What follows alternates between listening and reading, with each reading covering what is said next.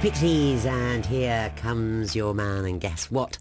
You can catch me in a moment with Black Francis and Joey Santiago from Pixies, and that's after In the Arms of Mrs. Mark of Cain.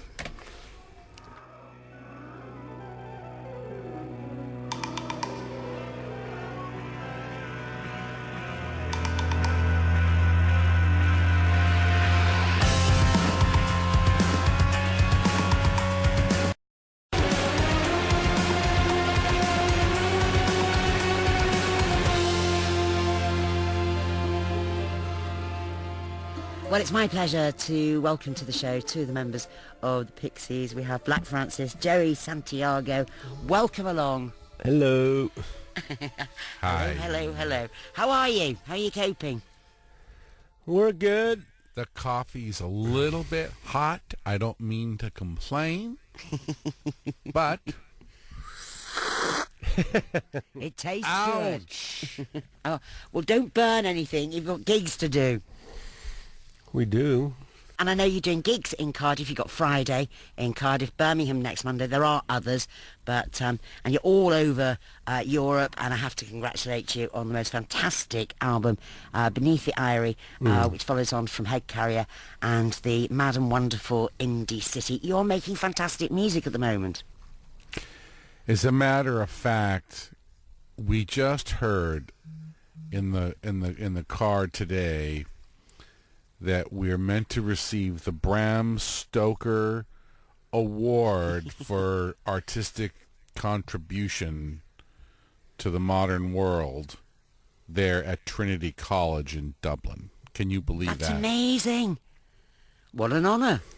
Now, I'm hoping the Prime Minister, he came to our gig last year, I think it was.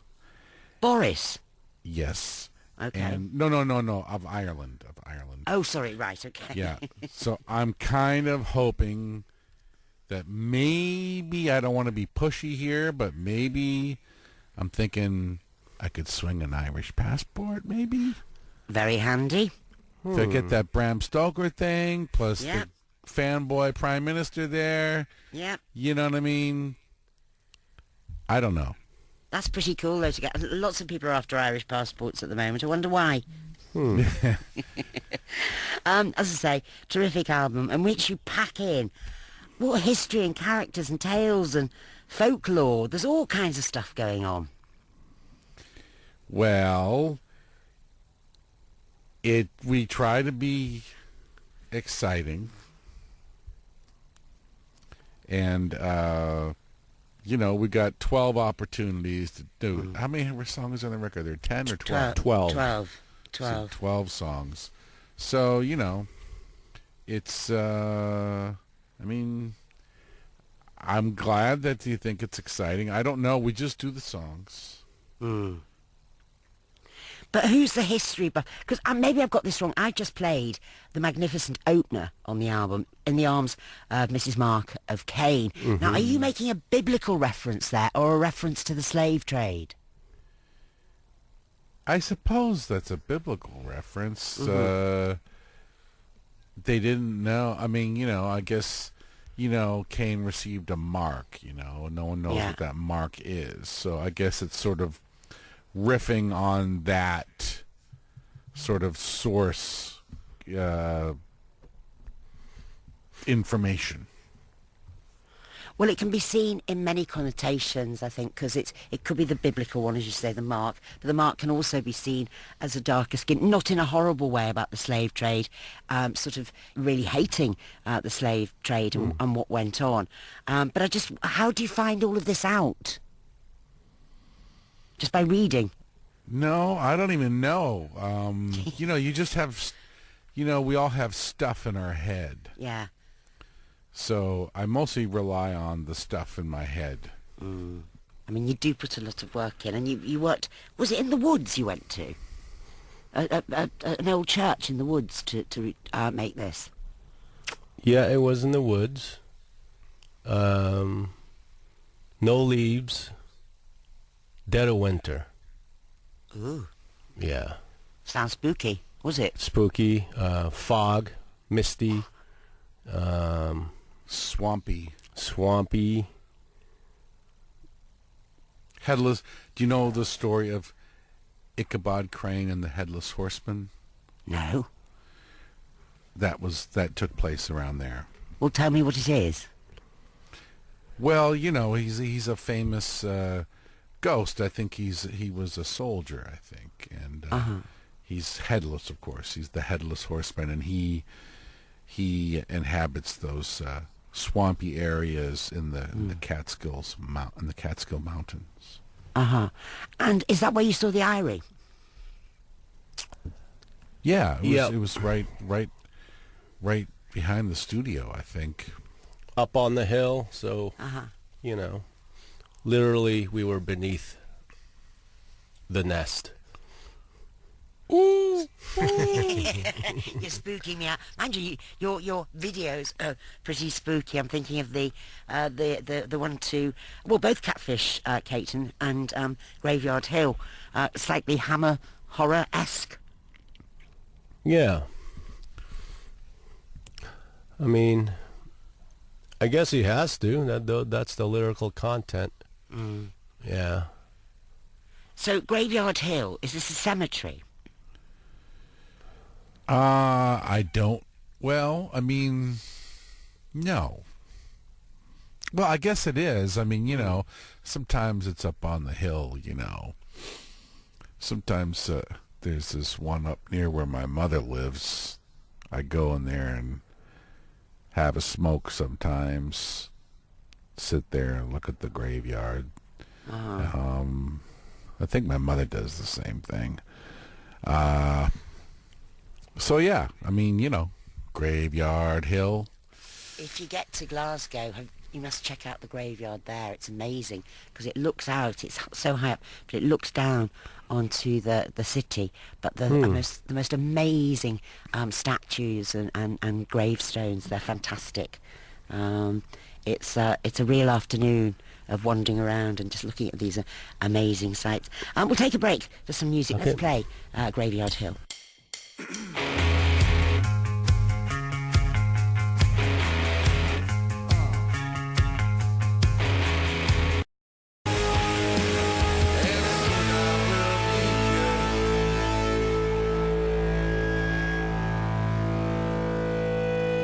So that was Graveyard Hill. My guests are Black and Joey from the Pixies. And you maintain your darkness, don't you? I don't know. Well, I think you do. I got a spooky graveyard story. Go on then. It was in England. I don't know if it wasn't the one you're talking about in Glasgow, but I went in the graveyard. Went pretty deep in there, and then all of a sudden someone started blasting Black Sabbath. And I ran pretty hard.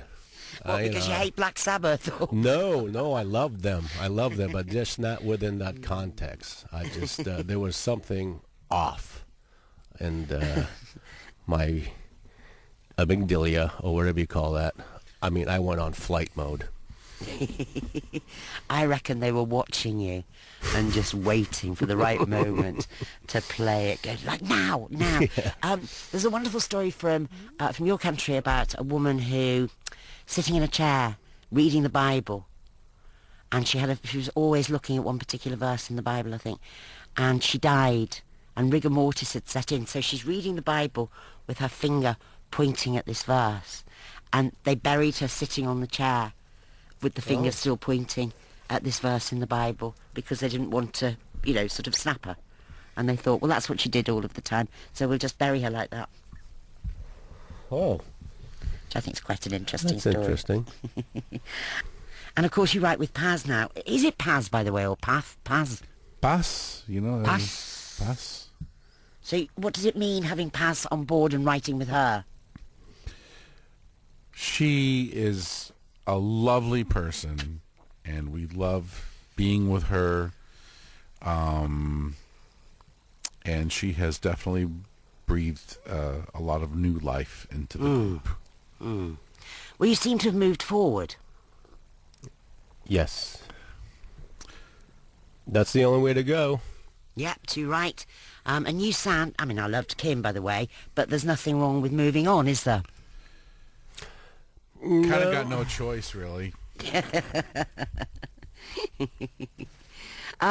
So 33 years, you've been going, and oh, how excited I was to hear, Surfer Rosa and Doolittle, and, you had the breakup, but you're still viable, aren't you? You've always maintained that viability. Well, we just do what we do. The viability validation really comes from our fans, and it's really their call. We just do the best we can, and we enjoy doing what we do, and here we are. But some people, they can. We're all fans of somebody who's put out the Duff album. And do you ever think, oh my God, could this be the one? I mean, it hasn't been, has it? You know what I mean? You've been really lucky. Well, not lucky because you put the work in. But some people put the work in and it just doesn't work. But it has for you. Well, I think that those people that put out the Duff album, in a way need to be complimented because if you're going to be a real artist, you have to be willing to fail. And that is a possibility, but you can't be overly afraid of that. And, no. If you do fail, we are only talking about records here, so we have to kind of keep that in perspective. And, you can always go and do another one. Do you get wiser as you get older? It depends. Yeah, I do. I was going to be a wise guy, but yes, I am getting wiser because you do have to learn. Every day there's something to learn. You learn how to choose your battles. Like I ordered this avocado sandwich this morning at the coffee shop, and these girls are back there behind the counter goofing around and making jokes and doing all kinds of stuff except make my avocado sandwich, right? Yeah. Even the girl who was maintaining the register there, she was like, mouthing to me, "I'm sorry to keep you waiting," Yeah. So anyway, I finished my cappuccino, and they were still goofing around back there with the avocados. I could see it all going on. They were just having a grand old time. But I decided, you know what?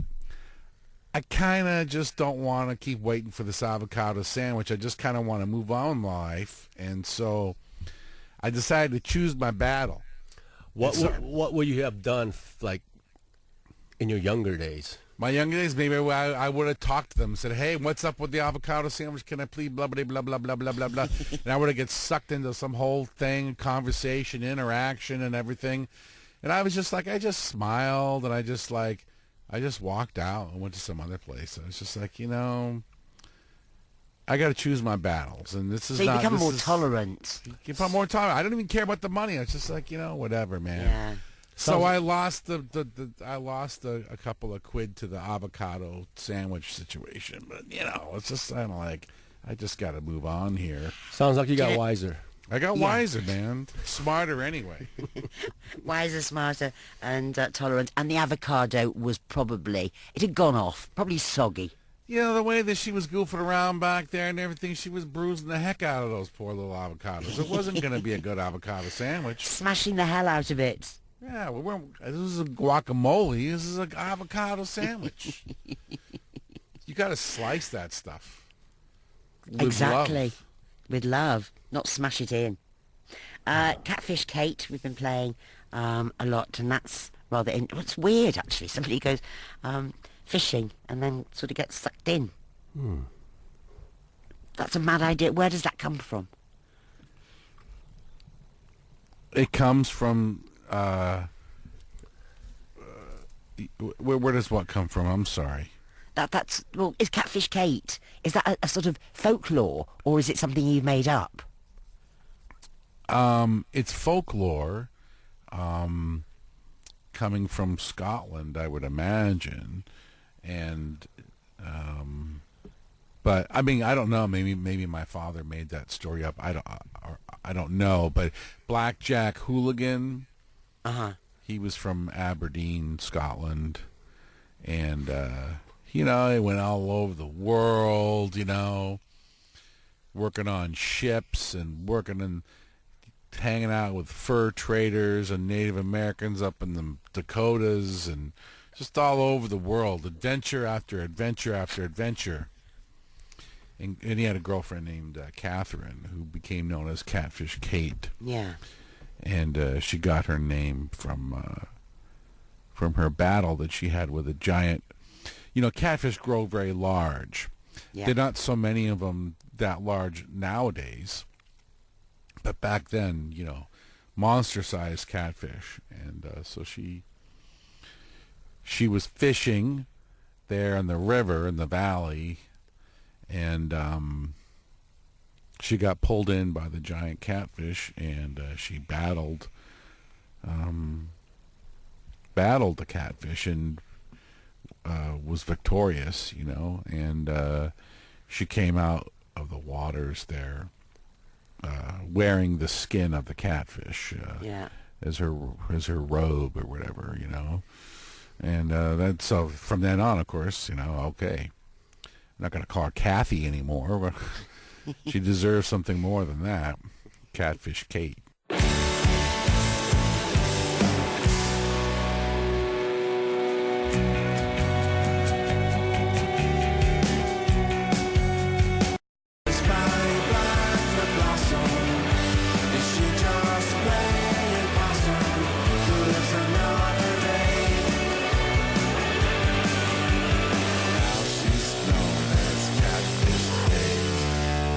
Catfish Kate, and I urge people to watch the video for that. We have Black Francis, Joey, Santiago, two of the members of the Pixies. It just came into my head actually, Joey, because huge George Harrison fan. Abbey Road, 50 years. And I was only thinking the other day, George really came into his own, didn't he, on the Abbey Road album? Yeah. Yeah, I mean, he wrote one of the biggest hits. Something, and Here Comes the Sun, when nobody believed he was a songwriter. Yeah. I just like his guitar playing. Brilliant guitarist. Yeah. And While My Guitar Gently Weeps is just, unbelievable. Yeah. But, so 50 years of Abbey Road, and lots of people talking about George and what he did. Talking about guitars, what about the one with the tooth in it? Yes, what would you like to know about It's your my tooth, isn't it, with the roots? guitar? Yes. What made you stick it in the end of your guitar? I don't know. You know what I mean? I don't know. When you're a surrealist, you just do things. You don't question it. You just go, I have a tooth. I mean, I don't have the tooth. I mean, I had the tooth, but I didn't have it in my head anymore. And I need to do something with this tooth. And with roots still intact. Oh yeah, it's a beautiful tooth. Yeah. I mean, if the tooth had been broken or something, I probably would not have used it. But so the next one in the line is a little loose. So I'm thinking, Joe, you want a custom guitar? Yeah. With a big tooth? Can we put? I think I can get another 2 years out of this tooth right here. Yeah, and then it's going to go in Joey's guitar or another one of yours, Black. Which? I mean, I'm offering it. We'll see. We will see. Yeah. We'll see. We'll see if the tooth remains, and it's like I have pretty good teeth. It's just that I got this situation, because I had. Because I wasn't evolved enough to keep the wisdom teeth years ago. Oh, yeah. So they had to pull them all out, and then you pull them all out, and it's like, yeah, everything's going to be great. But then one day, it's like, well, actually, you got some problems now because you got all this empty space back there, and now this one over here, he wants to leave, So it's just like, it's a. Anyway, in general, my dental health is pretty decent. It's just sort of, I do have this occasional. I've lost one tooth. I've lost one adult. My children are all losing their primary. They're not their primary. They're you know their child. Their baby teeth. You know. Yeah. But I tell you what, Black, dentistry's changed, because I remember being a kid and going to the dentist and being rewarded with a lollipop, which seems ridiculous. Here's some candy because you've been to the dentist. Here's some sugar. Well, they want the business. Yeah, basically that's it. Just going back to the album and I was thinking about Monkey Gone to Heaven and Death Horizon. Similarities between that track, those tracks, in they're talking about ecological issues, eliminating climate change. I suppose so. Yeah, it sort of references it. I mean, they're not really message songs, other than sort of just they're more observational, I suppose. Yeah. Which is, I suppose, enough of a message, right? We don't need to really say much more, kind of, I mean, it's about other things too, but yeah, it does reference that, kind of like the Monkey song, yeah. People could make a lot of interpretations with it. For example, Fenway Park, the Boston Red Sox. Yeah. Every piece of music they play in the stadium has a meaning. It's some kind of tongue-in-cheek thing. Yeah. Relief pitchers would have Enter Sandman, but when they changed the pitcher for the opposing team, they would play This Monkey Has Gone to Heaven, because the pitcher is leaving the game. So. Well, we learn something every day. Yeah. And This Is My Fate. Isn't there a touch of vaudeville about This Is My Fate? That sort of boom, boom. I can't make the sound, but you know what I mean. I don't know. That's just the beat. That's just the beat we came up with. There's a little bit of vaudeville in all of us here in the entertainment world. We love the vaudevilles. We do. We Favourite miss those vaudeville vaudeville days, even though it's before our time. Yeah, we want to go back there. So, but we can yeah, see it, I can't suppose there's something a little Kurt Vile about that track. There's another name on the another name of a track on the album, Daniel Boone, who wasn't he a folk hero as well, a sort of explorer and pioneer? Yeah, he died at the Alamo, the battle between the Texan army and the Mexican army. But yeah, the song's not really. It's not about. Not Daniel about Boone. him. No. Just Moon, Spoon, June. Daniel Boone. Boone. You know.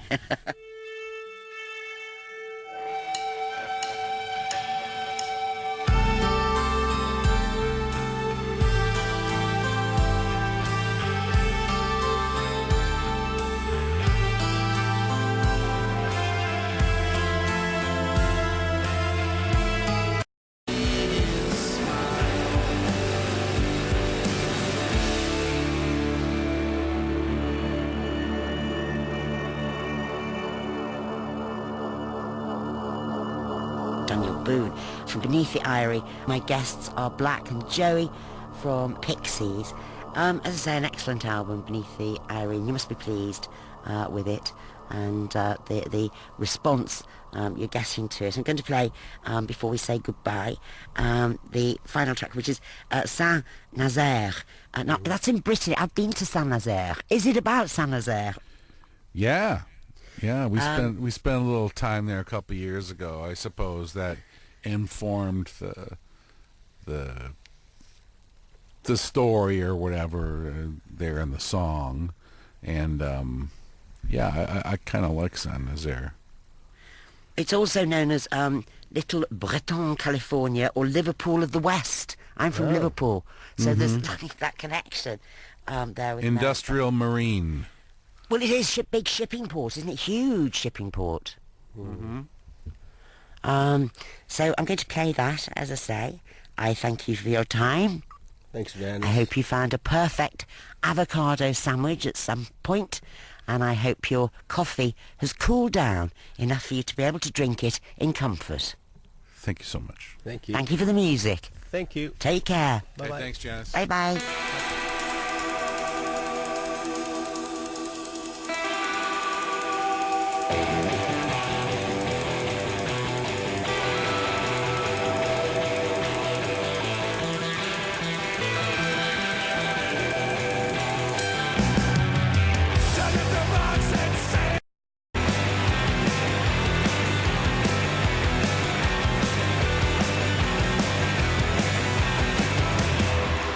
Sam is there, and thank you to Joey and to Black from the Pixies for taking time to talk to us. If you're going to go and see them tomorrow, catch the support.